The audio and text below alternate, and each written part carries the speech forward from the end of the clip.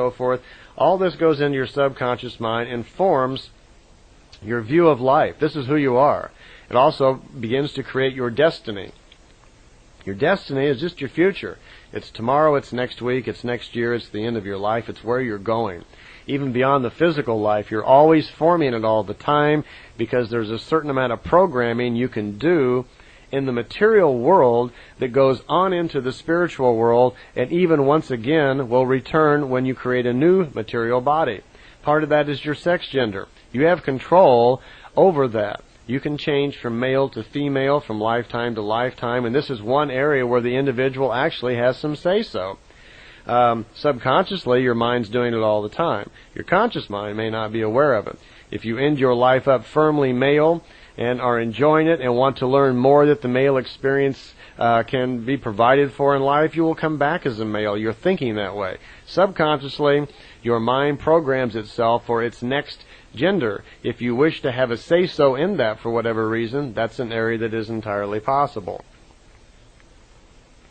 So that's what I mean a little bit about controlling your future.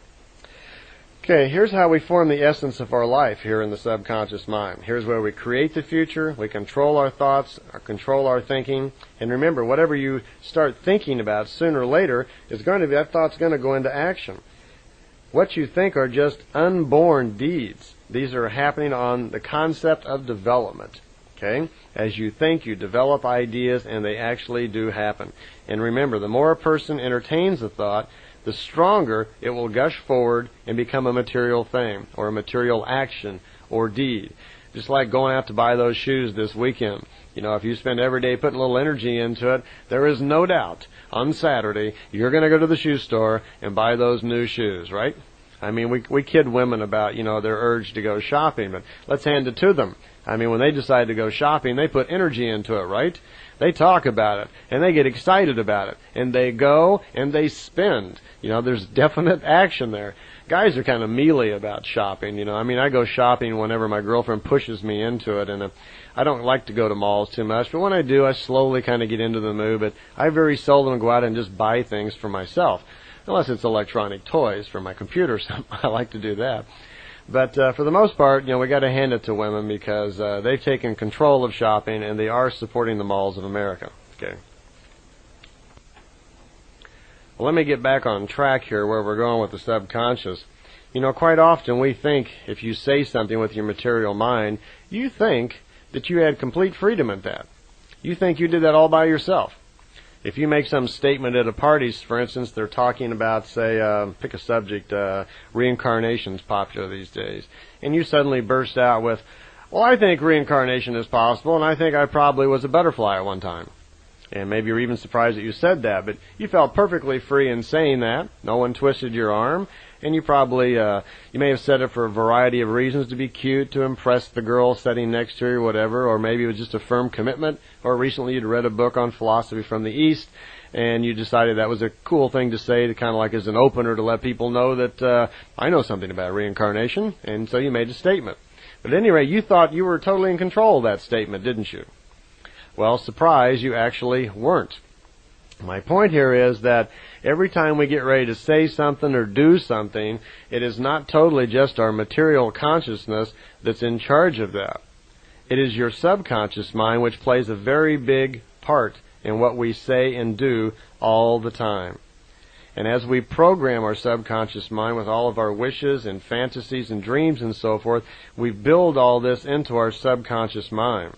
It's always there, and it's always there to use the character of ourself, who we are. Who you are is a collection of all of those experiences, ideas, and memories that's in your subconscious mind that we don't take the time to apply any maintenance to and do any programming to. There's an automatic mechanism in the subconscious mind all the time, and it doesn't consult your material self, your mouth, when you say things. It's just there always providing the information. Just like I'm doing here on this tape. You know, my material mind is talking, I'm saying these things, but all of this information is in my subconscious, and all of my ideas about how I feel about it are in my subconscious. Do I really believe this, or do I think it's a bunch of hooey, or whatever it is? My character is my subconscious, and that dictates the attitude by how I explain it to you.